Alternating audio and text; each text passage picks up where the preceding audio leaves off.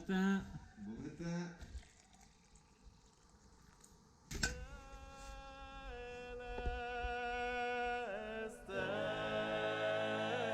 Voilà, ça c'est le rêve qu'on est venu chercher. Partir s'isoler un mois dans un refuge de haute montagne, en plein cœur des Pyrénées, pour y faire du snowboard entre amis, entouré de lacs, d'arbres et de sommets enneigés. On est loin d'être des professionnels, mais on s'est dit que ce serait un chouette projet pour nos valets d'essayer de faire un film sur cette aventure. On a aussi voulu interroger différents experts et scientifiques pour nous parler du changement climatique dans les Pyrénées, car en tant que skieur, c'est une problématique qui nous concerne tous. On aime l'hiver, la neige, le ski et la nature tout simplement. Alors ce film, c'est l'histoire de deux potes d'enfance qui sont allés chercher un rêve, perchés en haut d'une montagne.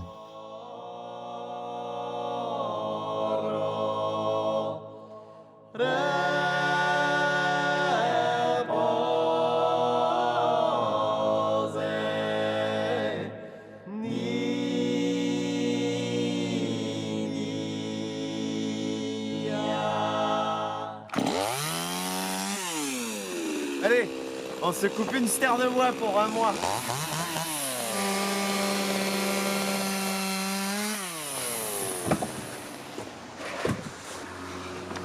Allez, on y est presque. On y est presque, on y est presque. On y est presque, ouais. À ce moment-là, ça faisait déjà 4 mois qu'on préparait cette aventure. À l'automne, on s'est retrouvés avec Quentin pour commencer à repérer les différents refuges. Les Pyrénées, c'est pas comme les Alpes. Déjà, ça monte pas aussi haut, mais le plus gros problème, c'est qu'il fait chaud. Puisque c'est situé entre la Méditerranée et l'océan Atlantique, on a souvent de grosses chutes de neige, mais généralement, dans les 2 jours qui suivent, la neige s'humidifie et elle devient très vite pourrie. Du coup, il fallait trouver une cabane à plus de 2000 mètres d'altitude, avec un beau terrain de jeu pour faire du snow, et des arbres de préférence, pour avoir une solution de repli et éviter les avalanches. Il fallait aussi un refuge relativement accessible, parce que passer un mois à plus de 2000 mètres d'altitude, ça demande quand même pas mal de matériel. Après avoir épluché les cartes au peigne fin, c'est au refuge de Russell que nous rencontrons Dimitri. Il nous conseille de faire un tour au refuge de Bastan, dans la vallée d'Or, à côté du village de Saint-Lary-Soulan. Nous y allons en décembre pour la première fois, et avant même d'être arrivés, c'est le coup de cœur. Ce rêve d'enfant est juste sous nos yeux. Nous n'avons plus qu'à lui tendre la main. Enfin, les 2 mains plutôt. Et puis quand on n'a pas trop d'argent, on demande même des paires de bras. C'est alors que s'ensuit des dizaines d'échanges de mails et d'appels téléphoniques pour essayer de se faire prêter ou donner tout l'équipement nécessaire à une telle expédition. C'est Noël, c'est Noël. Attends, il y a même des doudous non plus. Le sponsor SG Snowboard et Zanier Glove nous ont fourni des splitboards, snowboards, tenues et gants de ski. Qu'est-ce que tu nous as fait à l'arrière du van? Écoute, mon petit pote, quand tu pars un mois en vacances, faut penser à plusieurs petites choses. Les intersports de Luce Saint-Sauveur et Saint-Lary nous auront prêté Arva, pelle, sonde, pot de phoque, crampons, piolets et déluge pour transporter tout cet équipement. On nous aura même prêté un camion par le carrefour de Bourrispe pour acheminer le tout à la station de ski. Le refuge de Bastan est situé dans une zone où la forêt est protégée, et les gardiens nous ont conseillé d'amener notre bois. On a donc décidé d'amener un ster de bois là-haut. Merci à Hélène et Lionel pour nous avoir permis de rester au chaud pendant 30 jours. Merci également à la station de Saint-Lary qui nous a aidé à monter nos 2 mètres cubes de matériel en dameuse tout en haut du domaine skiable. Voilà. Alors avant de rentrer dans le rêve, on tenait à remercier de tout cœur encore une fois tous ceux qui nous auront aidés, de près comme de loin, dans la réalisation de ce projet. C'était une des plus belles aventures de notre vie, et c'est en grande partie grâce à vous. Alors merci. Merci beaucoup. On en était où? Ah ouais, on y est presque, ouais. Après avoir repéré l'accès au refuge depuis la station, c'est le jour J. Il ne restait plus qu'à faire les mules et d'innombrables allers-retours. 13 février. 13 février, Il y a de la neige? réchauffement climatique, parce que ça donne, hein. Bonjour, je m'appelle Jean-Michel Soubirou, je suis climatologue à Météo France et je m'intéresse beaucoup à l'évolution du climat dans les Pyrénées.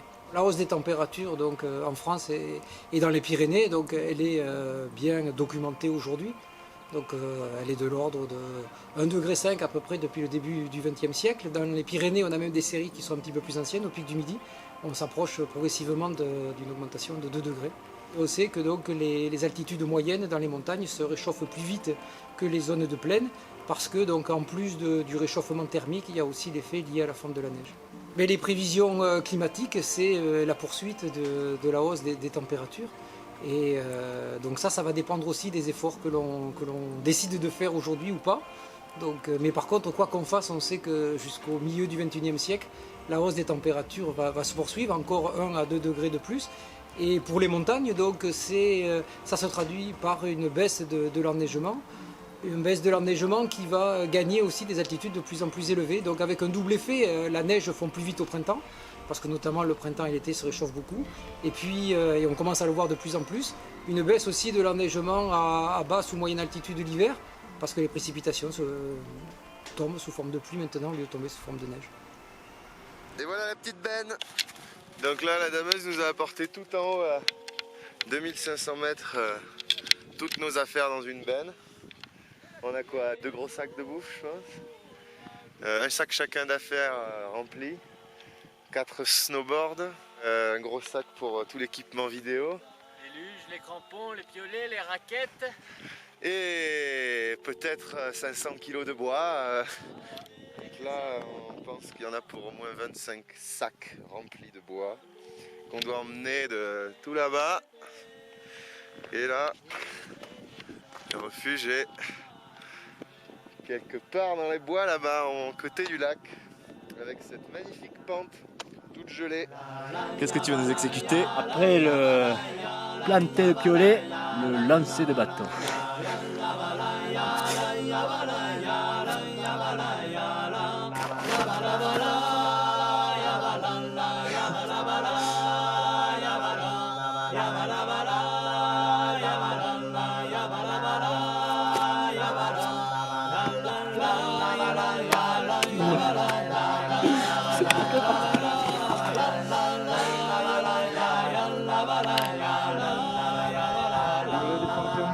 Ouais. Allez, opération descente de la vie.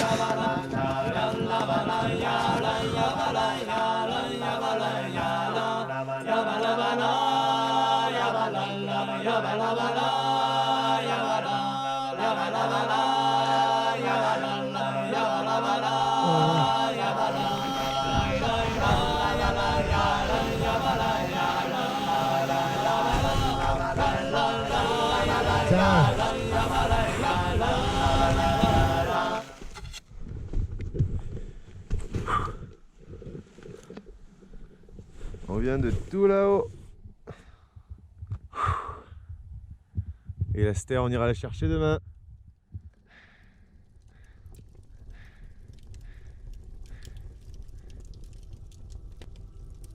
Bonjour, je m'appelle Pierre René et je travaille dans la montagne depuis maintenant 20 ans, à la fois avec une dimension scientifique, puisque je m'occupe du suivi de l'évolution des glaciers pyrénéens dans la partie française, et dans le même temps je suis accompagnateur en montagne, où là c'est plutôt une activité avec une dimension pédagogique de découverte de la nature au plus grand nombre. Dans le cadre du suivi des glaciers des Pyrénées, j'ai créé l'association Moraine, et l'objectif est de mesurer annuellement l'évolution de 9 glaciers qui ont été choisis pour leur étalement le long de la chaîne pyrénéenne. Et là on mesure en répétant un protocole à l'identique tous les ans, et on mesure en gros les mensurations des glaciers, c'est-à-dire leur longueur, leur surface et leur épaisseur. Donc en termes de données sur l'évolution des glaciers des Pyrénées, depuis 20 ans, les glaciers ont été divisés par 2 en nombre en effectif, et en superficie aussi. On est passé de 5 km² à 2,5 km², donc entre 2000 et 2020. Sur le glacier d'Ossou, c'est à peu près 25 mètres d'épaisseur de glace qui ont disparu depuis 20 ans, enfin un petit peu moins. L'avenir des glaciers pyrénéens, si on repart plus en arrière, il y a 150 ans, on y avait à peu près 100 glaciers, là on est à 25, donc c'est les 3/4 qui ont disparu. Cette tendance, bien sûr, elle se poursuit, voire même elle s'amplifie, compte tenu de l'évolution moyenne des températures et les prévisions qui sont faites dans le domaine. On peut dire que d'ores et déjà qu'ils sont condamnés à disparaître dans le siècle actuel. Après, c'est vrai que souvent, les gens vont mélanger la météorologie et la climatologie. Donc la météorologie, c'est les événements ponctuels, c'est le temps qu'il fait aujourd'hui, qu'il va faire demain. Alors que la climato, c'est les moyennes, c'est les tendances à long terme, au moins sur 30 ans. Et nous, ce qu'on ressent en tant qu'être humain, c'est la météo. On ressent la température qu'il fait à un moment donné, mais on ne ressent pas des moyennes sur 30 ans. Par contre, la nature et les glaciers, eux, intègrent bien ces tendances lourdes à long terme. Et c'est pour ça que les glaciers régressent considérablement. C'est parce que la tendance lourde à long terme est vraiment une tendance au réchauffement. Et d'où l'intérêt du suivi des glaciers. C'est vraiment ce côté indicateur, super indicateur climatique qui prouve que véritablement il y a une modification des écosystèmes de l'environnement liés au changement climatique. On est sur une problématique dont on ne mesure pas encore toutes les conséquences, mais cette évolution peut être à l'origine et peut-être à commencer à avoir des crises humanitaires avec des déplacements de population liés au changement climatique. Donc par rapport à ça, effectivement, on peut pas chacun transformer, agir à l'échelle planétaire, mais on peut faire sa part en évitant le gaspillage, le superflu. On fait sa part à son niveau, là où on peut agir. Et si chacun fait ça, déjà ça peut peut-être résoudre une partie du problème.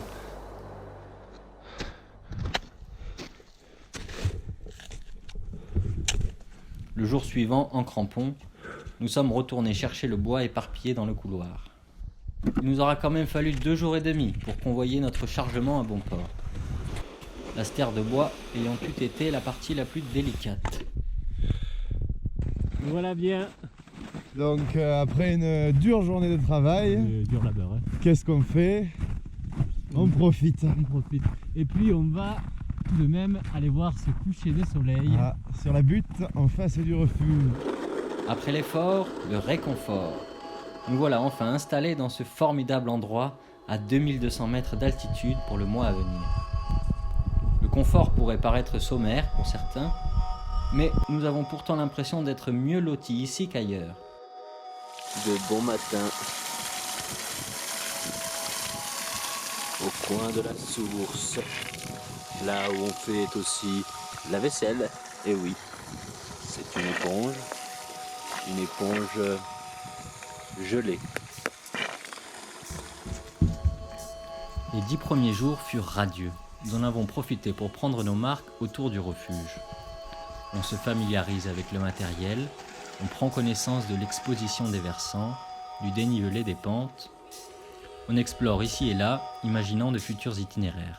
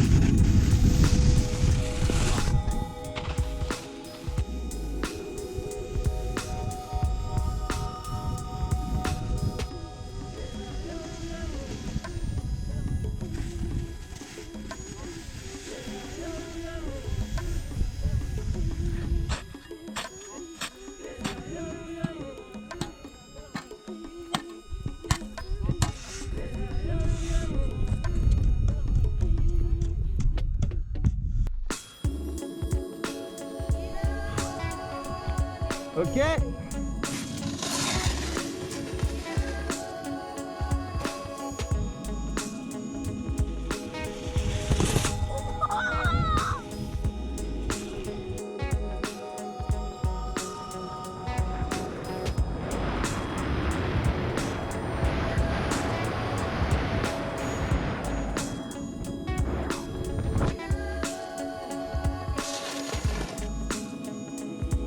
Oups!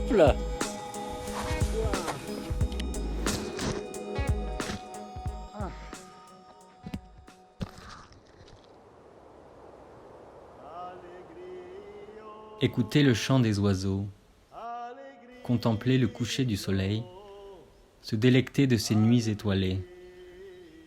C'est si bon de pouvoir profiter de chacun de ces moments.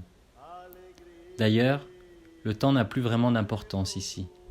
On profite du moment présent, on prend le temps de faire les choses. L'esprit n'étant plus perturbé par des obligations et perturbations futiles, on apprend à vivre beaucoup plus simplement. Quel plaisir de laisser divaguer son esprit librement. Les idées sont claires, la réflexion est plus posée. Donc, bonjour, David Rouanet, je suis garde-moniteur au Parc National des Pyrénées, basé en Vallée d'Or, à Saint-Lary. Georges Gazot, garde-moniteur, Vallée d'Or, Saint-Lary. Donc là, ici, on se trouve sur les bords du lac de Loule. Donc c'est un endroit qui jouxte la réserve naturelle du Néouviel, un espace protégé qui est de plus en plus fréquenté été comme hiver par les randonneurs, notamment en période hivernale, les raquettistes et les gens en ski de rando. Il faut savoir que ça a été la deuxième réserve naturelle créée en France dans les années 30. Donc c'est un site qui est protégé depuis très longtemps, on va s'approcher presque du siècle. Donc cet endroit est remarquable du fait déjà de sa forêt de pins accrochés, qui est une des plus hautes d'Europe, puisqu'on compte des massifs qui montent à plus de 2600 mètres d'altitude. Ce qui amène donc un site très particulier du point de vue forestier, de la flore qui l'accompagne, et aussi pour le coup donc des animaux, puisque c'est quand même un endroit où on peut rencontrer du grand tétras à très haute altitude. Jusqu'à 2500 mètres, on peut tomber sur des indices de présence de grand tétras, et faire 100 mètres de dénivelé de plus et se retrouver au contact du lagopède alpin qui lui est un oiseau de l'étage subalpin, donc vraiment au-dessus. Mais de par les conditions forestières très élevées sur la réserve, on se retrouve avec des populations qui sont à quelques centaines de mètres. Il y a aussi d'autres animaux emblématiques de la réserve. On peut parler de l'euprocte, le calotriton, qui est une espèce endémique de la chaîne des Pyrénées. Et puis par exemple l'isard et toute la faune de montagne, que ce soit l'hermine, le renard. Le refuge est situé à l'extérieur de la réserve. Il est très accessible depuis la station de Saint-Lary et régulièrement, d'autres randonneurs et amoureux de la montagne venaient y passer la nuit. Cela nous aura permis de faire des rencontres inoubliables et d'enrichir cette aventure d'une dimension sociale que nous n'avions pas envisagée au départ. Malheureusement, avec cette fréquentation importante, nous n'avons pas eu la chance d'observer d'animaux durant les 33 jours passés là-haut. Pas de neige à l'horizon pour les prochains jours. Mais qu'est-ce que tu fais, Quentin? Je m'installe dans le hamac. T'es là, toi. Qu'est-ce que tu fais, Edouard? Je chill dans le hamac. Mais Quentin, Ouais, qu'est-ce que tu fais? je vais voir le coucher de soleil. Qu'est-ce que vous faites, les gars? On attend le coucher de soleil dans le hamac. Et voilà, ça fait 10 jours qu'on est arrivé et toujours pas de neige. Grand beau temps, tous les jours. Tous les jours. Bon, on va pas se plaindre, hein, c'est quand même agréable. La saison avait pourtant bien commencé, avec de grosses chutes de neige durant le mois de novembre. Puis, plus rien. Une petite chute fin décembre et une autre un mois plus tard auront tout juste permis à la montagne de garder un aspect hivernal. Et ce, uniquement à partir de 2000 mètres d'altitude. On s'est donc retrouvé avec une neige béton, toute gelée, durant la majeure partie du séjour. On passe là un peu à droite bien, tu sais.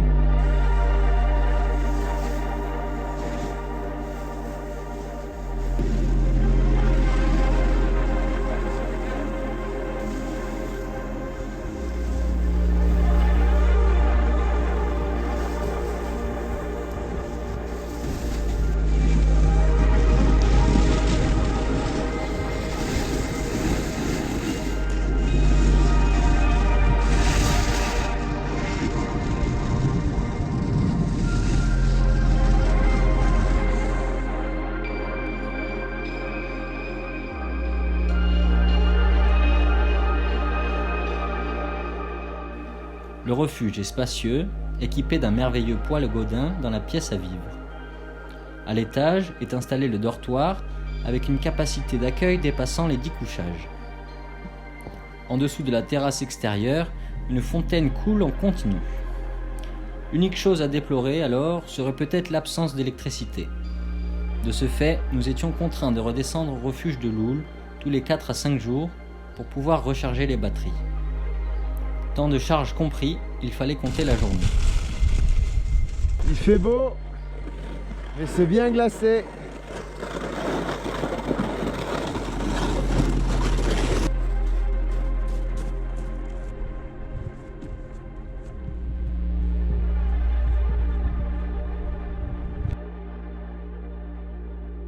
tous les jours, tout gelé. Bienvenue au printemps.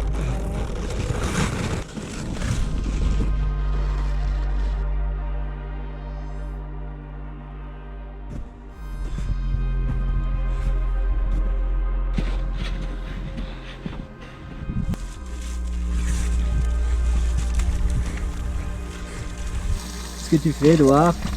Eh bien, je profite du soleil en faisant la lessive. C'est froid? Ouais, je sens plus mes doigts là. Ah. Qu'est-ce que tu fais, Edouard? Je profite du soleil en faisant la vaisselle. Nous sommes dans les douches du refuge de Loul. Merci à eux pour ces bonnes douches. Moi, ça fait 11 jours, donc ça commence à être pas mal là. Une petite douche chaude, ça fait faire du bien.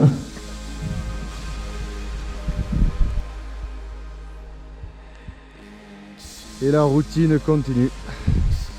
Du refuge, nous descendons à Loul. De Loul, nous rechargeons les batteries. Nous remontons au refuge. Et avant ça, nous enfilons les splitboards et les pots de phoque. C'est superbe. Vrais petits Inuits. Allez, la tortue.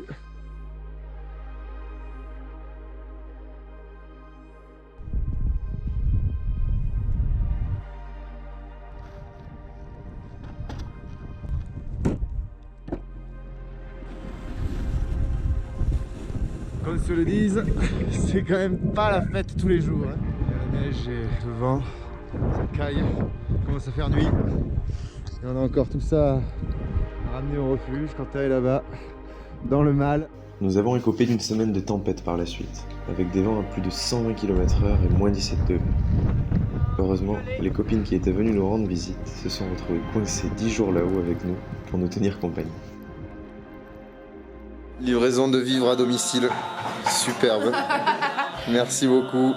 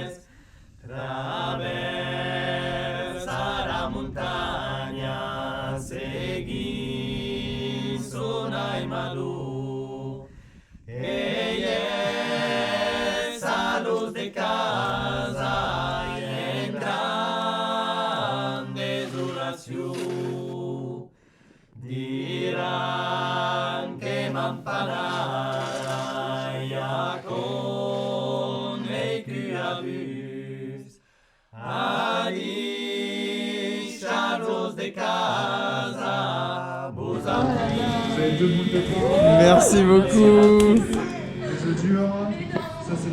Merci au refuge de Loul qui nous aide bien gracieusement cette journée bien compliquée où nous devions aller nous réapprovisionner. Les télésièges étaient fermés là. Bon appétit. C'est royal. Hein. Donc neige et neige prévue pour les prochains jours. Bon, commence à faire nuit. Ça c'est notre stère de bois.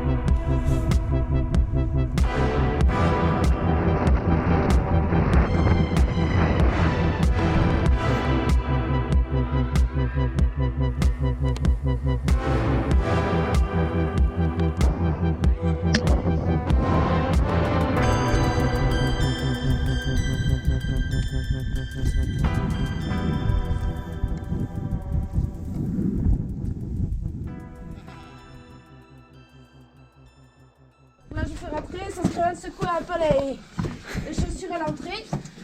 On va y aller, hein. On a foutu les rondins de bois pour, afin de fermer la porte. Parce qu'avec les courants d'air, il y a le vent qui ouvre la porte, comme ça. La neige, elle rentre. La neige, elle bloque la porte. La porte reste ouverte toute la nuit.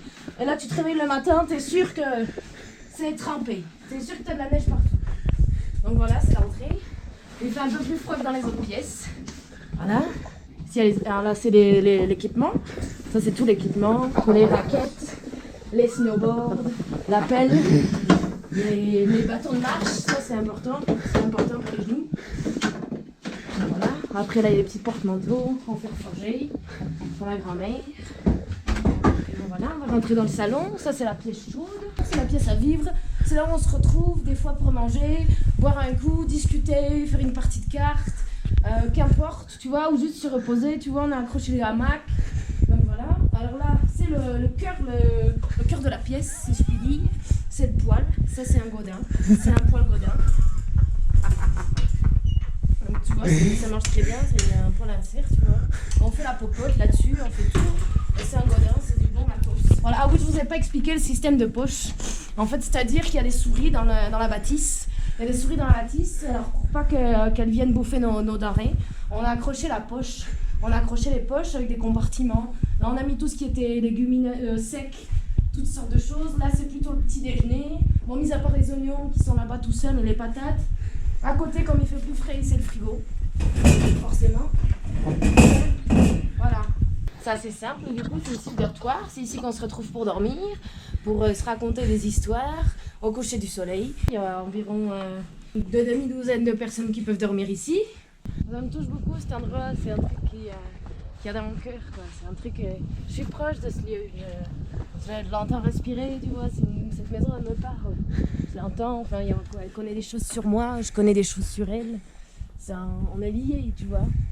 Et je pense qu'elle est liée avec toutes les personnes qu'elle rencontre. Toutes les personnes qui viennent à son contact, toutes les personnes qui la voient, se lient au Bastanais, c'est évident. C'est évident parce que c'est tellement charmant. Si tu vois le paysage, tu te dis, j'ai vraiment pas envie de repartir. Donc c'est tout. Moi, j'ai envie de dire, faut préserver des lieux comme ça. Alors que nous pensions être à une altitude optimale pour avoir des conditions de neige légère en plein hiver, l'isotherme remontait à chaque fois pour transformer la poudreuse en neige humide, et ce, parfois même durant les chutes de neige. Quelques accalmies nous auront tout de même permis de profiter de la neige fraîche, mais seulement que pour de très courts instants.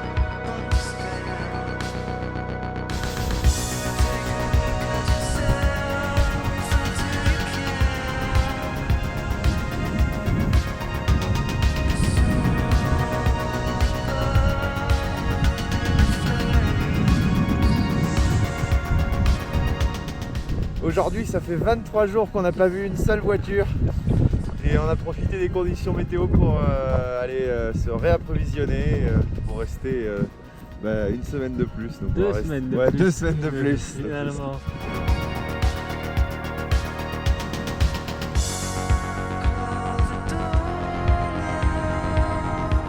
On voit rien sur ce pare-brise.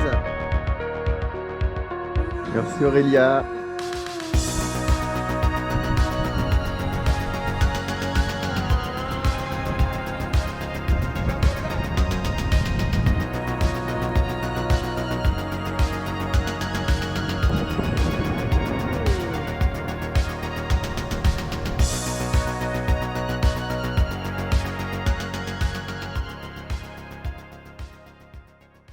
Alors bonjour, je m'appelle Simon Gascoin, moi je suis chercheur au CNRS et ma spécialité c'est l'hydrologie des zones de montagne. Donc à l'heure actuelle on dispose d'observations de la Terre, donc des images qui sont prises par les satellites et ça nous permet de suivre assez précisément l'évolution de l'enneigement et ce depuis plus de 20 ans maintenant. Les projections des modèles climatiques donc, ont été synthétisées dans le dernier rapport de l'OPCC nous indiquent qu'il y aura une réduction du manteau neigeux, en particulier au printemps. La disparition de la neige peut avoir un impact sur les sécheresses, accentuer les sécheresses agricoles notamment, et donc voilà, créer des pénuries effectivement pour certains secteurs d'activité. Il existe des barrages dans les Pyrénées, mais ils sont loin de remplir en fait la fonction hydrologique du manteau neigeux à l'heure actuelle, qui est vraiment une ressource précieuse pour ça, pour l'irrigation des cultures. Dans notre petit refuge, on pensait être coupé du monde. Mais parce que le refuge est relativement facile d'accès, parce qu'il est aussi très agréable et qu'il est situé dans un endroit magnifique, nous avons eu un nombre important de visiteurs. Chacun d'eux, seul ou accompagné, sont originaires de divers horizons. Mais toutes et tous arrivaient le cœur grand ouvert, remplis de bienveillance. Ils ont su nous rappeler de belles valeurs telles que l'entraide et le partage. Le soir, à la lueur des bougies, contes et histoires se mêlaient au doux crépitement de la braise. Les éclats de rire s'évanouissaient dans l'obscurité de la nuit. Il nous est alors apparu essentiel d'intégrer cette dimension sociale au film en retraçant ces moments de vie partagés. Parce que ce qu'il a pu se passer là-haut est avant tout une aventure humaine. Celle où l'on rencontre l'autre avec la curiosité de l'enfant, dans la plus grande simplicité, dans ce qu'il est réellement, dénué de tout jugement ou a priori.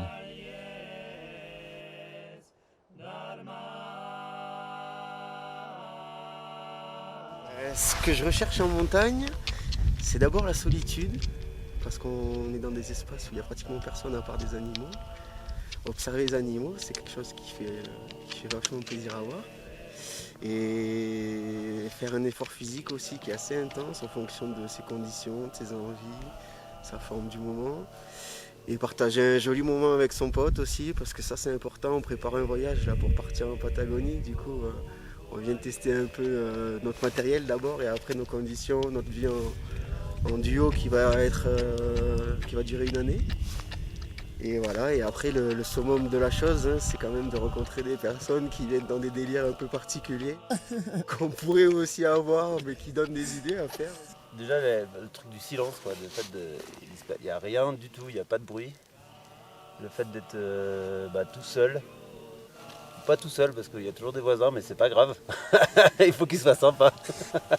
Mais là ça le faisait. Non mais c'est de se retrouver vraiment en pleine nature. Isolé, où on se recentre un peu sur nos besoins fondamentaux, pas autre chose, quoi. Enfin, juste se chauffer, manger, et puis explorer un peu les alentours, prendre le temps, être au rythme des enfants, là, c'est trop bien. Et puis moi, ce que je préfère, c'est surtout de voir les mômes évoluer, quoi. Voir comment ils grandissent, et c'est des grands pas, c'est des grands pas pour eux, là, de venir à la montagne. Déjà en motricité, ils se déplacent mieux, ils font gaffe un peu à leurs besoins. Plus on passe de temps, on voit bien entre le premier jour et le dernier jour, c'est beaucoup plus zen, quoi. Même dans le refuge, ça fait de moins en moins de bruit. Le matin, ils se lèvent plus tranquillement. Non, c'est un espace de respiration de ouf, quoi, de venir ici, quoi. Le calme, c'est bateau, ouais, mais voilà. Même si tu le fais à plusieurs, t'as toujours des petits moments pour toi. Tu te poses, tu regardes, t'as le vent qui te fouette un peu le visage et puis après tu rebascules avec un moment super sympa avec l'autre. Voilà, c'est toujours c'est comme un rien et tu te nourris de tout ça mais qui est beaucoup à la fois, quoi.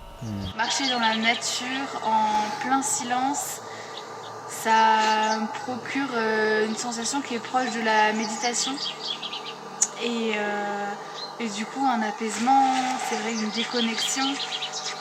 Et puis c'est des moments où on se rend vraiment compte de la chance qu'on a d'avoir deux jambes, une tête et de pouvoir aller dans ces endroits-là et marcher en raquette dans la montagne. c'est aussi le seul moyen d'accéder à des endroits où tout le monde n'accède pas. Et donc c'est des moments privilégiés encore une fois. Je trouve ça chouette, c'est plein de moments forts. Ils nous en reparlent après, enfin, il y a plein de petits souvenirs vraiment bien. Tu vois, Colline? Et je trouve que ils se dépassent parfois. Des fois ils en ont marre et puis hop, on trouve une petite motivation et puis c'est reparti. Donc je trouve ça bien. Et puis je trouve que découvrir la montagne jeune, enfin, apprendre les choses, à respecter déjà la nature, regarder ce qui nous entoure, ouvrir les yeux en fait. C'est un milieu où on se sent bien et où on a l'impression de liberté. Après, venir en montagne seul et l'encadrement, c'est complètement différent. Un endroit comme le Bastan, venir avec des groupes, que des gens aient envie de marcher plusieurs jours en montagne, dormir en refuge, c'est le grand bonheur d'un professionnel. Des conditions comme ça, de neige, tout ça, c'est un vrai bon boulot d'accompagnateur. Ouais. Pour moi, la montagne, c'est un concentré de diversité, c'est-à-dire qu'à chaque mètre, tout peut changer en termes de paysage. Donc tout ce qui habille le paysage de montagne, ce sont les roches, la végétation, les animaux, la météo. Et ça change en permanence. Donc c'est cette richesse qu'on trouve dans le milieu montagnard qui pour moi, m'accroche et me passionne et me donne envie d'y retourner tous les jours. Bon, Quentin, on a plein de copains pour la balade.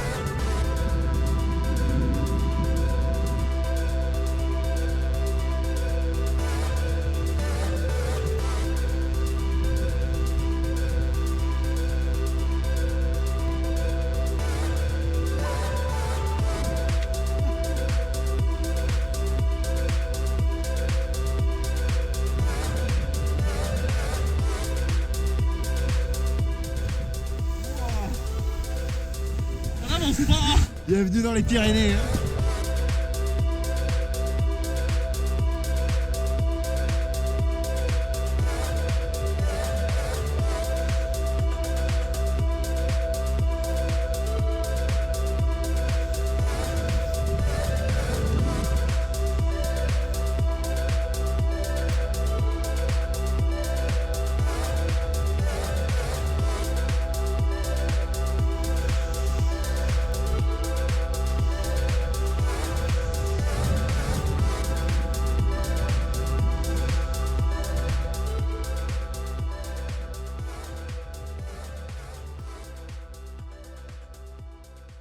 Je m'appelle Juan Terradez, je suis chargé de mission de l'Observatoire pyrénéen du changement climatique, qui est une initiative de la communauté de travail des Pyrénées, qui est un consortium public de coopération transfrontalière entre l'Espagne, la France et l'Andorre, pour approfondir sur la base scientifique des effets du changement climatique dans les Pyrénées. On s'assied ensemble avec les décideurs politiques, le grand public, les chercheurs. Ce qu'on essaye de faire depuis l'Observatoire, c'est de passer à l'action avec des recommandations concrètes sectorielles pour des décideurs politiques, pour les élus. On ne prend pas les décisions, mais on essaye d'apporter tous les éléments pour prendre les meilleures décisions d'adaptation. Les Pyrénées qu'on connaît aujourd'hui, ce ne sont pas les Pyrénées qui ont vécu nos grands-pères il y a 50 ans, là c'est clair. Et le changement est toujours plus vite. Pour 2050, à 1800 mètres de hauteur, on attend une réduction d'un 50% de la couche de neige. Je veux dire, si on continue avec ce modèle, business as usual, il pourrait être encore plus grande la diminution. Cela pourrait avoir des impacts notables, pas seulement au niveau des sports de neige, mais aussi au niveau de la biodiversité, du cycle de vie de plusieurs espèces qui dépendent de la couche de neige, du cycle hydrologique et tous ces changements, à la fin, ont un impact avalé aussi par rapport à la disponibilité d'eau douce pour autres services, pour autres secteurs, pour la production hydroélectrique ou bien pour l'agriculture, etc. Par rapport à la faune et à la flore, la hausse des températures est en train d'induire des changements de productivité et d'abondance de toutes les espèces de haute montagne, mais aussi au niveau du cycle de vie. Des événements très importants dans les animaux, comme la reproduction, la ponte ou la migration, les hibernations, sont en train de modifier leur calendrier justement à cause de l'augmentation des températures. Soit les espèces végétales que les espèces animales sont en train de changer leur aire de distribution et ils sont en train de la déplacer en hauteur à la recherche des conditions plus adaptées à leur cycle de vie. Et du coup, ça augmente aussi beaucoup le risque d'extinction. Et oui, figurez-vous que malgré toute la chance qu'on a, malgré toutes les bonnes ondes qui nous accompagnent durant ce périple, il nous arrive aussi d'avoir quelques malheurs, quelques petites mésaventures, mais rassurez-vous, rien de grave. Hier, Edouard a pété sa fixation de splitboard. Nous sommes donc obligés de retourner à Saint-Lary pour la réparer alors que nous étions hier à Saint-Lary même. Enfin, c'est comme ça. En tout cas, on y va. Edouard est en ski, on va bien s'amuser. Cette aventure, c'est nous qui sommes allés la chercher. C'est nous et nous seuls qui l'avons vécue. Mais depuis le départ, nous avons voulu la partager. Car ce sont les films et les expéditions des autres qui nous ont probablement inspirés. Malgré les difficultés d'être à deux pour se filmer mutuellement et une marge d'erreur relativement faible, nous avons fait de notre mieux pour que cette aventure donne des idées aux uns et inspire les autres à réaliser leurs rêves.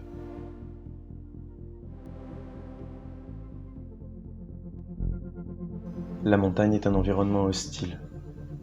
Entre le froid, le vent, l'humidité, les températures négatives, l'effort physique, l'engagement ou le danger, elle nous aura laissé des traces, visibles comme invisibles. Certains nous demandent parfois pourquoi. Pourquoi mettre son corps ainsi à l'épreuve durant un mois ? Eh bien c'est parce que dans cet univers, nos sens sont en perpétuel éveil. Ainsi, ils nous font nous sentir plus vivants. C'est un retour à une vie plus simple, où seule la nature dicte les règles. Et paradoxalement, elle nous libère. C'est un sentiment de liberté inégalé, car là-haut, seule la nature, l'entraide et le partage règnent. Nous avons l'impression qu'il n'y a plus de loi. Le temps n'a plus d'importance non plus. Nous sommes ici et maintenant désormais, à cet instant précis, pour profiter pleinement de cette chance qui devrait être universelle, vivre.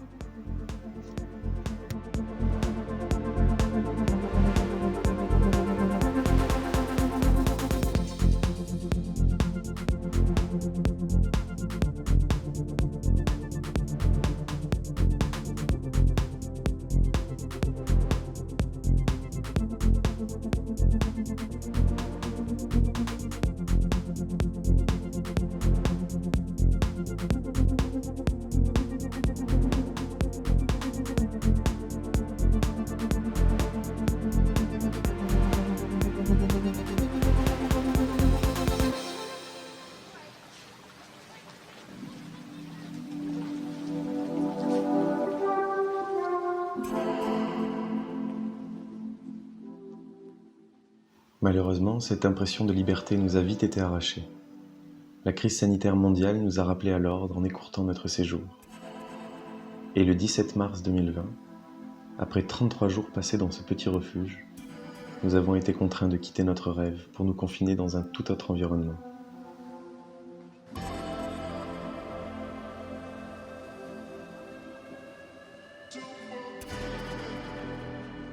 Nos modes de société, basés sur le consumérisme et la productivité, ne cessent d'épuiser notre belle planète. La problématique du changement climatique dans les Pyrénées et à l'échelle mondiale n'a jamais été autant d'actualité. Les prévisions climatiques sont loin d'être optimistes. Cela veut dire moins de neige et plus de poudreuse pour les skieurs. Mais cela veut surtout dire des centaines de millions de réfugiés climatiques selon l'ONU d'ici 2050. Cela veut aussi dire des centaines de millions de personnes en manque d'eau, d'énormes famines liées à la baisse des rendements agricoles, voire même l'impossibilité de cultiver dans certaines régions. Et cela veut tragiquement dire une augmentation des conflits et des guerres partout dans le monde. Et on ne vous parle même pas de l'effondrement de la biodiversité. Cette vision chaotique est loin d'être irréaliste. Bien au contraire, elle a déjà commencé. Mais nous fermons tous les yeux et préférons continuer ainsi pour aller boire un verre ou s'isoler dans un refuge pendant un mois.